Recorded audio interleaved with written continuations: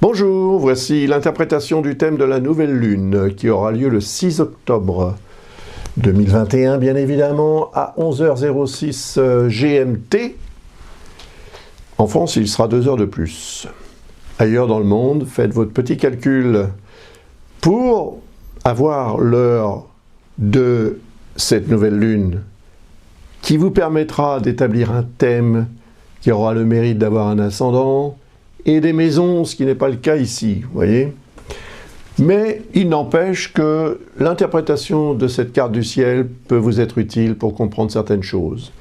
D'abord, il faut rappeler que la nouvelle lune est un moment à choisir pour s'engager dans un nouveau départ, puisque c'est le début d'un nouveau cycle. Alors, ça ne veut pas dire que le projet que vous allez réaliser va durer jusqu'à la prochaine nouvelle lune, qui se produira 29 jours plus tard.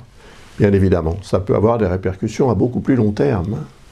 Ici, nous sommes dans le 7e signe, le signe de la balance, qui est apparenté à la 7e maison, qui représente le couple.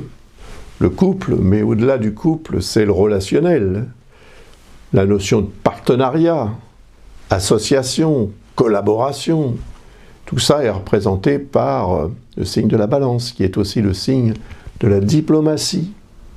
Alors, malgré tout, il faut noter qu'il n'y aura pas que cette conjonction Soleil-Lune qui est ici. Il y a Mars qui est à côté. Il y a Mercure également. C'est ce qu'on appelle un cluster. Et cette concentration de 4 éléments importants va évidemment avoir une incidence, une influence. Donc, si on est au moment d'une nouvelle lune, dans une logique de nouveau départ, de nouveau cycle qui commence, si on associe l'énergie de Mars, évidemment, l'entrée dans ce nouveau cycle risque d'être tonitruante, n'est-ce pas? Très intense. Mars représente l'énergie combative qu'on va mettre au service de ce qu'on veut obtenir de ce nouveau départ, de ce nouveau cycle. Et puis le signe de la balance, c'est aussi le signe de la justice. Vous savez très bien que le symbole de la justice, c'est ce signe. C'est une balance. Donc l'équilibre entre le pour et le contre, entre le vrai et le faux, entre le juste et l'injuste. Et c'est justement en ce qui concerne cette notion de juste et d'injuste que l'on pourrait avoir tendance à s'insurger pendant cette période, et surtout, bien sûr, quand la Lune transitera en balance, ça va durer 2 jours et demi. C'est pas très long. Mais ce qui peut se passer au cours de ces 2 jours et demi a parfois des conséquences à beaucoup plus long terme. Et c'est toujours de cela qu'il faut se souvenir, bien évidemment. Les décisions que l'on prend aujourd'hui, sous le coup de la colère, sous le coup d'une émotion forte, sur le coup d'une pulsion, peuvent avoir des répercussions que l'on ne sera plus en mesure de contrôler ensuite. Donc, prenez soin de vous, faites attention, ralentissez le rythme, et si vous devez vous engager dans un nouveau cycle, dans un nouveau départ, préparez-le. Ne le faites pas n'importe comment. Et surtout, évitez toute impulsivité, toute réaction agressive inutile. Cela dit, si le signe de la balance est le 7e signe, comme on l'a vu tout à l'heure, et c'est le cas, c'est le 7e signe, et s'il est relié effectivement à la 7e maison, le fait que Mars se trouve dans ce signe peut indiquer que c'est l'autre qui aura ce comportement agressif, impulsif, réactif, trop intense en fait. Mars, c'est allez, on y va, on va le faire, ça va être formidable. Pas formidable nécessairement, mais il faut le faire, on y va. Alors c'est évidemment, ça peut être aussi à l'origine de réalisations tout à fait exemplaires, mais également d'erreurs et d'incidents de parcours, d'incidents diplomatiques, on est dans le signe de la diplomatie, et d'incidents peut-être pire que ça. Des accidents, un accident, comme vous le savez, c'est vite arrivé. Et d'ailleurs, Mars représente ce qui va arriver rapidement, violemment. C'est l'accélérateur dans un véhicule, donc il va falloir aussi considérer l'importance de la pédale de frein dans ce véhicule. Elle est représentée par Saturne. Et la bonne nouvelle, c'est que Saturne, qui est ici en Verseau, hein, est en harmonie, comme vous le voyez, c'est ce trait bleu, est en harmonie avec cette conjonction en balance. Donc il va limiter les dégâts, si vous voulez, il va vous permettre peut-être à la fois d'aller très vite et de bien contrôler votre véhicule pour qu'il ne sorte pas de la route dans un mauvais virage. Le nouveau cycle, le nouveau départ se prépare. Et vous aurez, aujourd'hui nous sommes le 20 septembre, donc si vous regardez cette vidéo aujourd'hui ou demain, ou même un petit peu après, vous aurez quand même quelques jours pour vous préparer à ce nouveau cycle. Et si c'est effectivement un nouveau cycle qui se prépare à l'horizon de votre vie et que vous le savez, à ce moment-là, vous serez doublement averti et doublement efficace pour vous engager dans ce nouveau cycle. Parce qu'il y a aussi une opposition. Comme vous le voyez, c'est une opposition de Chiron, qui représente les questions de santé. Alors, comme je le dis toujours, c'est la santé au sens propre du terme, mais ça peut être la santé aussi, la santé morale, la santé de vos affaires, la santé financière, la santé professionnelle, etc., etc. Et là, on est dans le signe du Bélier qui est représenté par Mars. Donc, si le signe de la Balance est associé à la 7e maison, le signe du Bélier, qui est le premier signe du zodiaque, est donc naturellement associé à la première maison, qui, elle, représente le moi. Donc c'est moi, c'est vous, et c'est vous transposé dans la maison 7, dans le 7e signe, puisque Mars, qui représente le Bélier, est là, en Balance. Donc il représente aussi le pouvoir que vous pouvez avoir sur l'autre, quel que soit l'autre ou les autres, hein, parce que là on est dans le signe, le 7e signe, la 7e maison représente l'autre ou les autres. Donc c'est votre façon de collaborer aussi, c'est la notion de partenariat et la façon dont vous la percevez, dont vous l'envisagez et dont vous la gérez. Et c'est peut-être dans une question de partenariat d'ailleurs que vous allez avoir envie ou besoin de vous engager à cette époque. Donc l'énergie va se faire sentir à peu près 26 heures avant cette nouvelle lune, puisque la lune et le soleil sont à 13 degrés, et pour la lune, 13 degrés, c'est 26 heures. Disons qu'il lui faut à peu près 26 heures pour parcourir ces 13 degrés. Donc ça veut dire que la veille, déjà, hein, la veille 2 heures plus tôt, donc le 5 vers 9 heures du matin, la Lune va, 9 heures GMT, hein, toujours, la Lune va entrer en Balance. Et elle en sortira 2 jours et demi plus tard. Donc pendant ces 2 jours et demi, l'intensité de ce phénomène astronomique, dit nouvelle Lune, sera forte. Il symbolise un moment où un cycle se termine pour qu'un autre commence. Donc faites en sorte que celui qui va commencer soit bien commencé et qu'il ensuite vous donne les meilleurs résultats possibles, parce que il n'y aura pas de nouvelle lune en Balance avant l'année prochaine quand même, hein. C'est tous les ans. Parfois il y en a 2 dans un mois, ça arrive, mais ça n'est pas fréquent. Donc, le fait que ça se produise ici, surtout à la longitude de Mars, ce qui là ne se reproduira peut-être que pas avant 2 ans, puisqu'il faudra 2 ans à Mars pour revenir en Balance. Quant à Mercure, lui, il repasse là assez fréquemment quand même, mais il n'empêche que cette quadruple conjonction est quand même très importante. Mercure, c'est votre mental, le mien aussi d'ailleurs. Mars, c'est votre réactivité, et la mienne. Le Soleil, c'est l'énergie vitale, et la Lune, c'est l'émotionnel.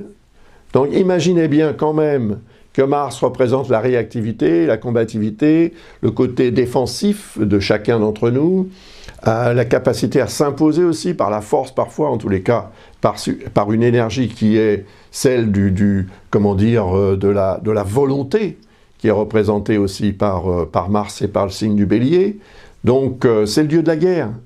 Et l'émotionnel, quand il intervient, on sait qu'il nous fait perdre quand même beaucoup les réalités de vue. Donc on est plus rationnel quand on est émotionnel, émotif. Et cette émotivité va intervenir sur la façon dont on agit, sur la façon dont on pense, parce que Mercure représente le mental et la manière dont on pense et dont on utilise son mental pour communiquer avec les autres. Et puis, il n'y a pas que la communication verbale ou la communication écrite, il y a aussi la communication par le mouvement, c'est-à-dire le voyage, les déplacements. Et c'est au cours des déplacements qu'il peut arriver des incidents, des disputes, mais aussi des accidents ou des incidents au niveau du véhicule, par exemple. Donc, pendant cette période, il faudra faire preuve de vigilance parce que je pense qu'on aura tous plus ou moins tendance à aller trop vite en besogne et à s'engager dans quelque chose qu'on pourrait regretter ensuite. Quand? Mais il y a des liens, puisque je viens de parler d'aspects. Les aspects sont des liens. Donc vous avez ici cette quadruple conjonction qui est, comme on le voit, en harmonie avec Saturne et avec Jupiter. C'est très positif, parce que Jupiter représente une protection et Saturne représente un potentiel de réalisation. C'est le frein, Saturne, comme je le dis à chaque fois. Mars, c'est l'accélérateur. Donc quand les deux sont harmoniques, évidemment, on a plus de capacité à exploiter de façon tout à fait efficace le frein et l'accélérateur dans un véhicule. Et c'est le véhicule en tant que tel, mais c'est aussi votre véhicule existentiel, n'est-ce pas? Que vous devez mener là où vous voulez aller dans la vie. Et là, on a l'impression que cette configuration avec Jupiter qui exalte et qui fait preuve de générosité, qui représente aussi peut-être une opportunité à saisir. Si vous la saisissez pendant cette période, eh bien, vous en constaterez les effets positifs. D'abord, quand la Lune passera à la longitude de Saturne, puis quand elle passera à la longitude de Jupiter. Donc 14 octobre et 15 octobre. Voilà. Ces 2 jours peuvent être très intéressants par rapport à ce que vous aurez éventuellement fait pendant que la Lune transite en Balance. Donc, du 5 au 7 du mois d'octobre. Ces 2 jours et demi seront très importants, mais il faut bien les gérer, parce que bien qu'il y ait évidemment ces liens positifs, très positifs, avec Jupiter et Saturne, il y a aussi une opposition avec Chiron, il y a également ici ce qu'on appelle un quinconce avec Uranus, et il y en a un autre avec Neptune. Et ils peuvent poser problème. Ils peuvent poser problème parce que Neptune représente ce qu'on a tendance à croire, ce qu'on a besoin de croire, ce qu'on veut croire. Il représente l'intuition, l'inspiration, mais aussi les présomptions.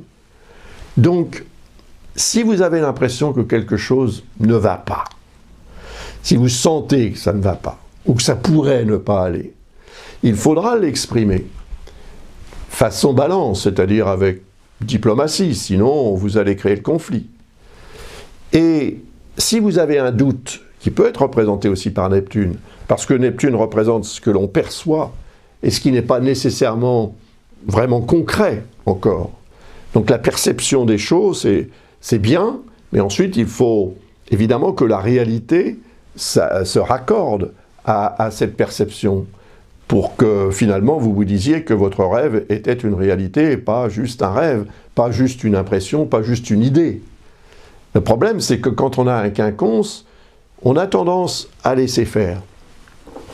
Et donc, à ne pas soit profiter d'une opportunité, soit ne pas aller dans le sens de ce qu'il y aurait à faire éventuellement pour gérer ce fameux doute représenté par Neptune.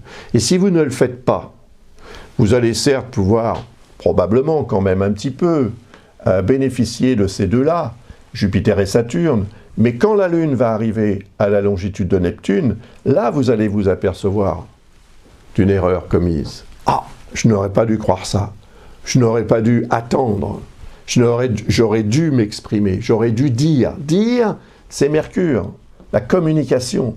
Mars, c'est faire. Donc il y aura à dire et à faire. Il faudra joindre le geste à la parole, mais de façon harmonieuse. Sinon, il y aura du conflit. Et il peut y avoir évidemment des incidents plus embêtants.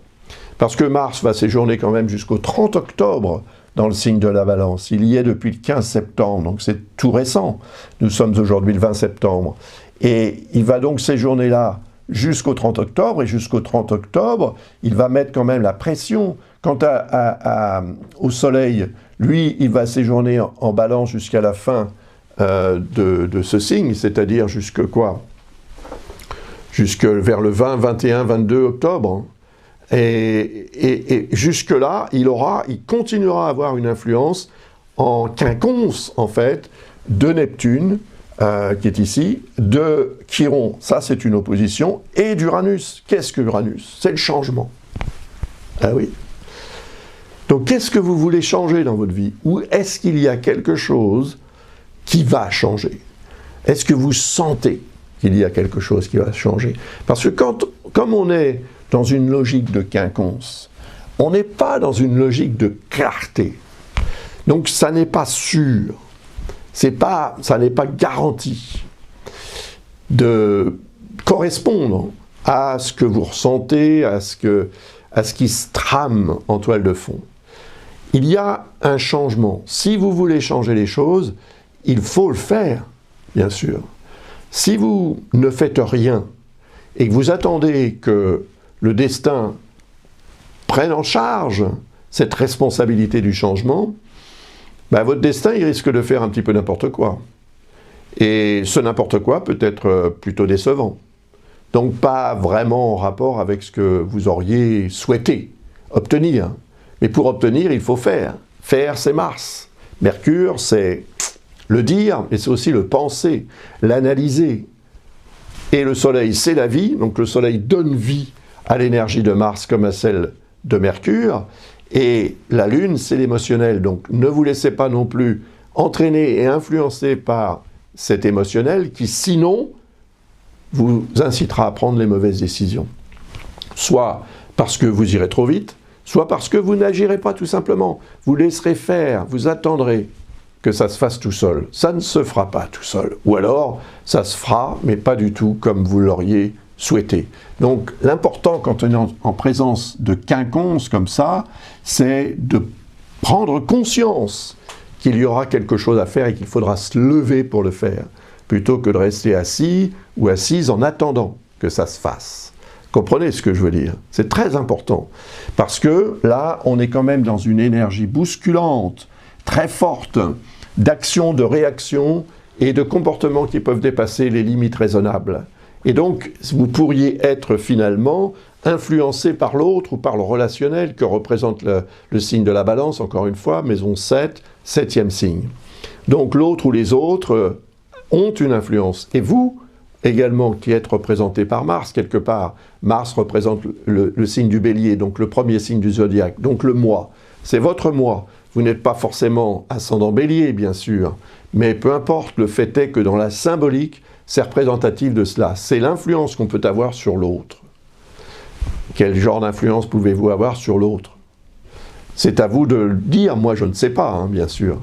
Par contre, si vous avez besoin d'une information à ce sujet, d'une réponse à une question que vous avez et qui vous taraude, comme on dit, depuis un certain temps, visitez le site de l'école Ablas et vous trouverez les informations pour poser une question et nous vous répondrons dans les meilleurs délais, en général sous 2-3 jours.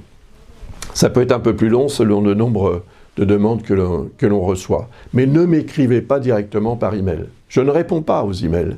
Je ne réponds aux emails que par, et c'est mon secrétariat qui le fait, que par voie de copier-coller en fait, hein, qui vous informe qu'il faut visiter le site de l'école Ablas pour obtenir ce genre de service. Voilà, vous savez tout. Maintenant, cette lune va donc continuer à se déplacer. Le 7, par exemple, elle va arriver à la longitude de Vesta. Vous voyez que Vesta est opposé à Uranus et en dissonance avec Saturne. Là, il y a quelque chose de très ambigu aussi qui s'exprime. Le changement, c'est ce qu'on veut. Il est représenté par Uranus. Le blocage, c'est Saturne. Donc, si vous voulez changer quelque chose, il va falloir surmonter certains obstacles qui sont représentés par Saturne, certains blocages, certains empêchements, ça peut être des principes, ça peut être des habitudes, ça peut être tout un tas de choses. Seulement, Uranus vous appelle, en quelque sorte. Et Vesta, dans l'astrologie que je pratique, représente le signe de la Balance, donc le 7e signe, donc la maison 7. Et en tant que tel, il représente l'autre. Et c'est peut-être l'autre qui vous incite au changement, ou l'autre qui veut changer. Comment? Je ne sais pas, encore une fois. Je ne suis pas devin, d'ailleurs je ne sais pas qui vous êtes, qui me regardez aujourd'hui, je vous en remercie infiniment de votre intérêt pour mon travail et pour mes vidéos. Et si, encore une fois, vous avez besoin d'un éclairage à ce sujet, même chose, vous visitez le site de l'école Ablas et vous trouverez les informations pour poser votre question. Mais là, on est quand même dans une ambiguïté, puisque d'un côté, on a Saturne qui dit il vaut mieux rester comme on est, parce qu'on a l'habitude. C'est la zone de confort. Elle est peut-être inconfortable, mais on a pris l'habitude, donc on a ses repères, si vous voulez. Alors que le changement, ça chamboule tout. Pas évident. Seulement, il peut être imposé par les circonstances, ce changement. D'ailleurs, quand on est en présence d'une opposition, c'est parfois le cas. Et puis, Saturne est également en dissonance avec Vesta. Donc, il représente aussi un phénomène d'obligation. C'est un peu les restrictions, en fait, des restrictions qu'on connaît depuis pas mal de temps à cause de la situation générale sanitaire en France et dans le monde entier, d'ailleurs, plus particulièrement dans certains pays que d'autres. Mais bon, c'est comme ça.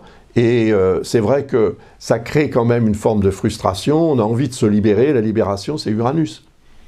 Donc, si vous avez besoin de vous libérer d'une situation qui ne vous convient plus, il va falloir agir pendant le transit de la Lune dans le signe de la Balance, parce que quand elle va arriver à la longitude de Vesta en Scorpion, elle va produire en fait une sorte de résultat de ce que vous aurez fait en amont.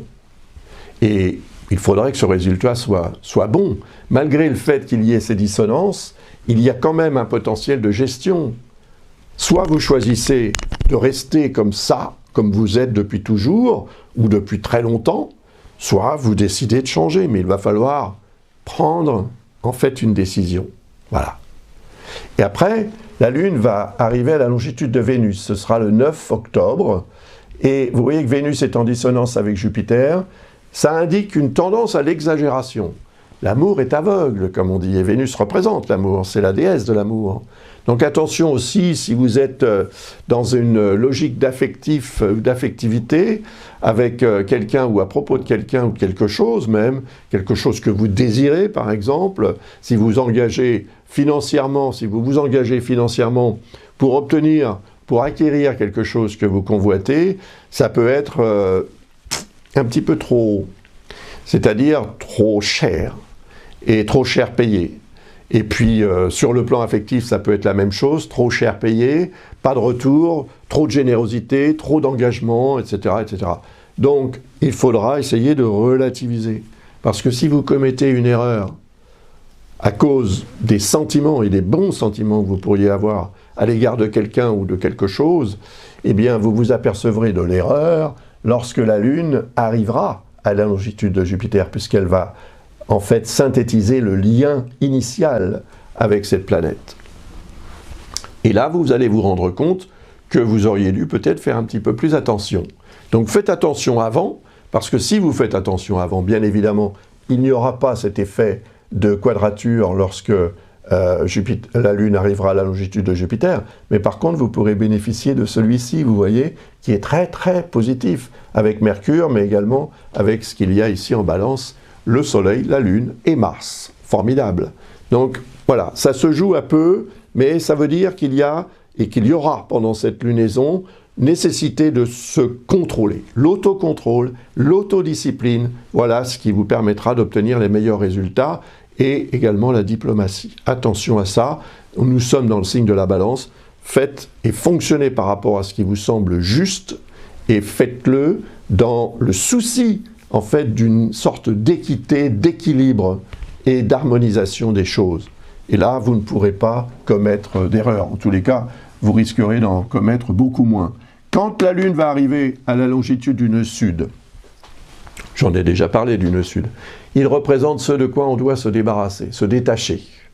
Parce qu'on peut créer des dépendances comme ça à plein de choses, des habitudes, et on a du mal parfois à se défaire de ce que l'on a obtenu, de ce que l'on a acquis, de ce qu'on a acheté, de ce qu'on a entassé dans les placards, et ceci sur le plan matériel comme sur le plan moral, intellectuel ou autre.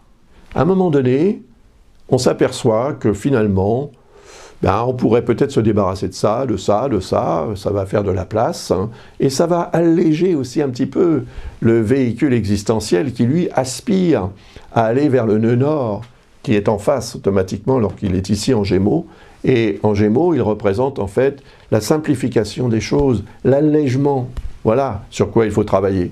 Et si vous faites ce genre de travail effectivement aux alentours du 10 octobre, il faudra peut-être attendre que la Lune arrive ici, Et ce sera après la pleine lune, à peu près 3 jours après la pleine lune, donc aux alentours du 23 octobre, la lune va arriver ici et vous aurez un résultat. Vous obtiendrez quelque chose qui sera en rapport avec ce que vous aurez accepté d'abandonner, de lâcher, voilà, vous défaire de quelque chose, vous détacher de quelque chose, pour que ça ne pèse plus aussi lourd sur vos épaules et que ça ne vous ralentisse pas dans votre progression sur le plan existentiel. Après la lune, elle va arriver ici le 13 octobre à la longitude de Pluton. Et vous voyez qu'il y a une dissonance ici entre Pluton et Mercure. Et Pluton, en fait, est ce qu'il y a en balance. Et Pluton représente la destruction, en vue d'une reconstruction éventuelle, de préférence. C'est la mort, Pluton, c'est vrai. Dans l'absolu, si on adhère au principe de réincarnation, la mort n'existe pas. On meurt, oui, mais c'est pour renaître. Donc c'est une transition pour se régénérer. D'ailleurs, on se régénère tous les jours, ne serait-ce qu'en allant aux toilettes, ou nos cellules le font aussi naturellement, sans qu'on s'en aperçoive. Donc ce principe de régénération, il est essentiel à la vie, et il est représenté par Pluton. Et quand Pluton est en dissonance avec des éléments comme ça très importants dans un thème, bien sûr, il met la pression. Ça indique en fait que si vous voulez continuer à vivre, ce qui est représenté par le soleil, et ça c'est symbolique évidemment, hein. Vivre, ça ne veut pas dire vivre ou mourir, ça veut dire vivre, c'est-à-dire faire ce que vous avez envie de faire et obtenir ce que vous avez à obtenir dans la vie. Il va falloir accepter en fait de sacrifier quelque chose. Le sacrifice est représenté par Pluton. Comme les anciens faisaient des sacrifices à leurs dieux pour obtenir une meilleure récolte ou autre chose, eh bien c'est ce que ça représente. Donc il y a un sacrifice à faire, peut-être qu'il y a aussi une forme de douleur. C'est vrai que ça peut être un petit peu dur tout ça, mais c'est en faisant preuve de détermination et également de, comment dirais-je, de résistance à la douleur et à la difficulté que vous réussirez à vous imposer.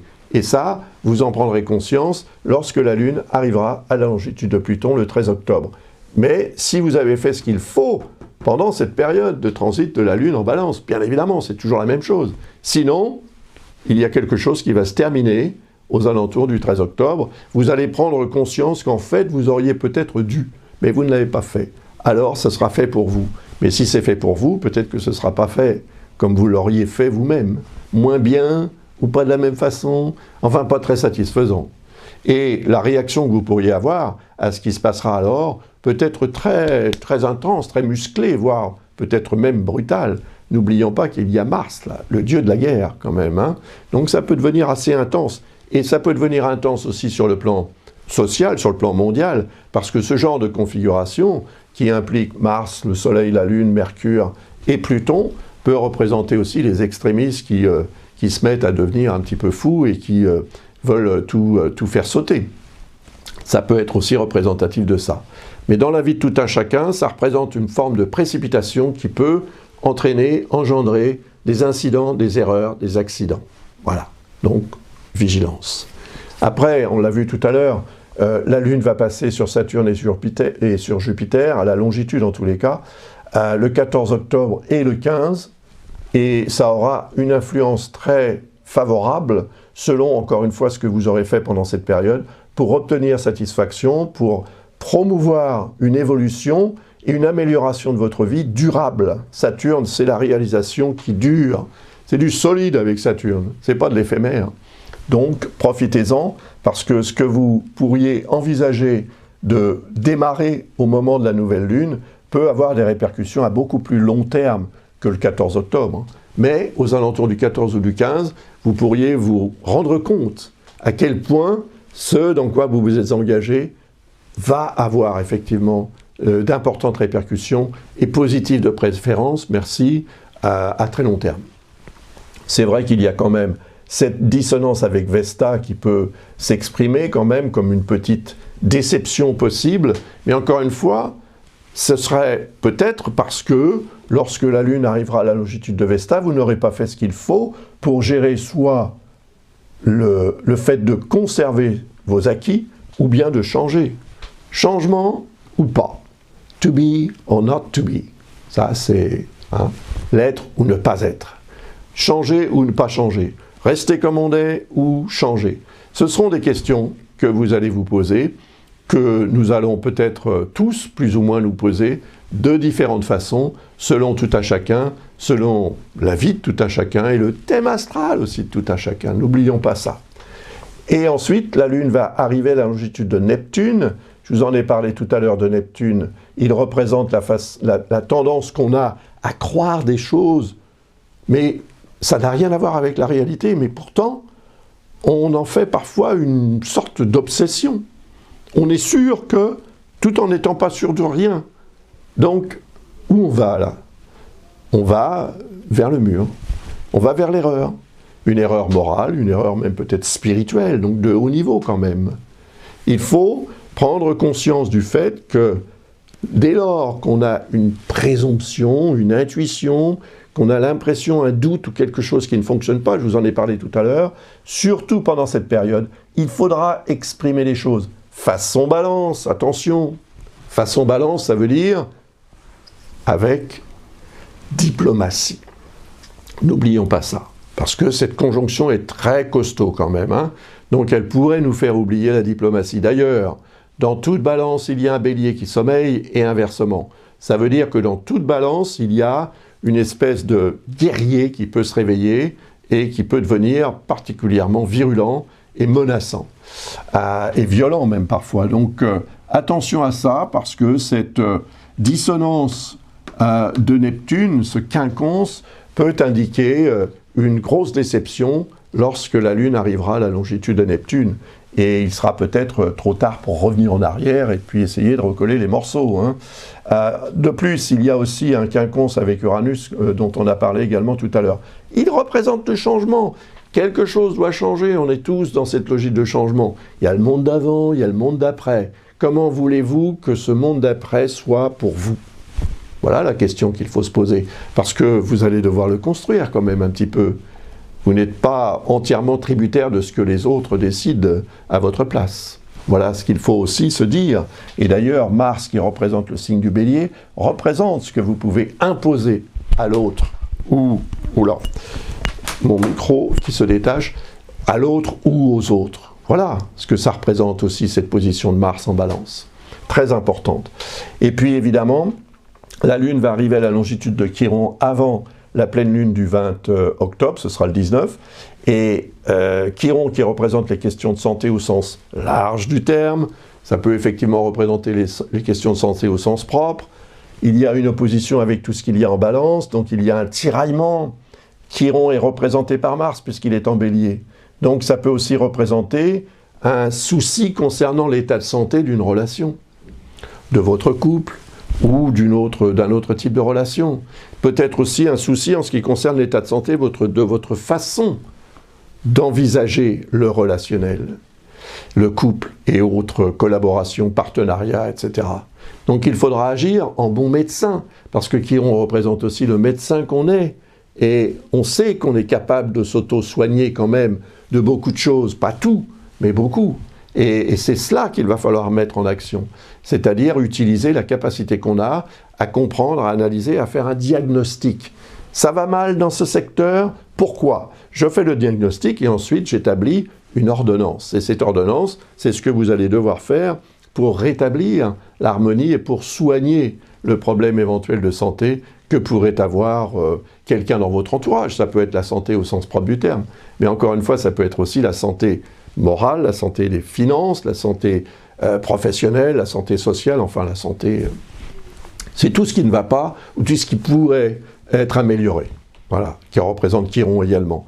Donc le médecin intérieur que représente Chiron doit aussi pouvoir s'exprimer. Donc laissez-le s'exprimer parce qu'il va vous donner les informations nécessaires, il va vous guider pour que vous puissiez certainement agir le mieux possible. Mais si ça n'est pas le cas, si vous vous laissez entraîner par l'énergie puissante de cette quadruple conjonction en balance, lorsque la Lune arrivera à la longitude de Chiron, eh bien vous allez vous rendre compte de cette erreur. Erreur d'avoir été trop vite, d'avoir été trop fort, d'avoir en fait laissé aussi votre émotionnel dominer votre capacité d'analyse, d'observation, votre rationalisme en fait. Il va disparaître, il va partir en coulisses. Si vous laissez votre émotionnel s'imposer et vous dicter sa loi, eh bien, vous risquez d'être hors la loi, en fait, quelque part, d'une certaine manière. Moralement, physiologiquement aussi peut-être, si vous ne faites pas suffisamment attention à votre santé ou à la santé de vos affaires. Voilà ce que représente cette énergie de Chiron, qui est en plus, vous voyez, qui forme un quinconce également avec Vesta, qui représente le signe de la balance dans l'astrologie que je pratique, et évidemment, donc, l'autre. 7e signe, 7e maison, donc Vesta représente aussi l'autre. Et c'est le rapport à l'autre qui peut devenir aussi une source, en fait, d'ambiguïté, de doute. Je ne sais pas si je devrais agir, donc je vais laisser faire, on verra comment ça se passe. Ben, vous en apercevrez quand la Lune arrivera ici, et ben, si vous n'avez pas agi correctement, ou si vous n'avez pas agi au moment opportun, plutôt que d'attendre le lendemain, pourquoi ne pas faire les choses le jour même? C'est mieux, parce qu'une fois que c'est fait. On peut passer à autre chose. Tandis que là, si vous ne le faites pas, effectivement, quelques jours plus tard, hein, c'est quoi? C'est à peu près 2 semaines à peine plus tard, eh bien, vous allez vous apercevoir que vous auriez peut-être dû agir de manière plus directe, mais toujours en étant mesuré. Attention, la conjonction se produit en balance, c'est le signe de la diplomatie, donc c'est le signe qui vous permet d'évaluer les risques si vous allez trop fort, trop vite, trop loin. Et remettez-vous-en à Saturne et Jupiter. Saturne représente la sagesse, qui peut venir de quelqu'un de votre entourage, quelqu'un qui a plus d'expérience, quelqu'un qui est plus âgé, quelqu'un qui a un parcours qui peut permettre à cette personne de voir ce que vous ne voyez pas, et donc de vous conseiller, de vous guider pour éviter les faux pas. Et Jupiter, ben, c'est aussi la protection divine. Hein. Jupiter représente quand même une forme de protection qui, je l'espère, vous protégera. Mais ça n'est pas garanti sur facture, encore une fois, dans le sens où ceci correspond à une énergie globale qui concerne à peu près tout le monde, mais différemment selon votre situation, votre vie, et également votre thème astral, bien évidemment. Donc encore une fois, hein, si vous souhaitez une réponse à une question que vous avez, ou la lecture de votre thème pour des prévisions pour 2022 par exemple, n'hésitez pas, visitez le site de l'École Ablas et vous y trouverez les informations nécessaires pour passer commande, tout simplement. Je voulais vous présenter également, encore une fois, vous parler de cet ouvrage. C'est un cours d'astrologie, il y a plus de 700 pages, hein, c'est quand même assez conséquent. Et en fait, si vous achetez ce livre, c'est indiqué sur le site, mais je vous le rappelle quand même dans cette vidéo, si vous commandez ce livre sur Amazon ou un autre site qui peut vous le vendre, eh bien, je vous enverrai les liens vers les 16 vidéos du cours qui vous permettront de mieux comprendre ce qui est expliqué dans ce livre. Alors, les vidéos ne sont pas calquées sur les textes du livre, ce sont vraiment des vidéos faites pour vous aider à comprendre et à progresser en astrologie. Donc, si ça vous intéresse, n'hésitez pas.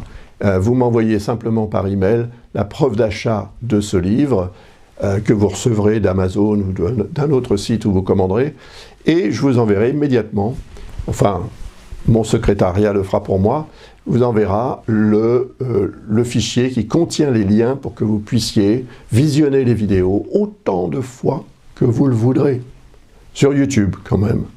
Voilà, je vous remercie de votre attention, et la prochaine vidéo que je ferai sera bien sûr à propos de la pleine lune du 20 octobre, et je la ferai très probablement le 6, au moment de la nouvelle lune.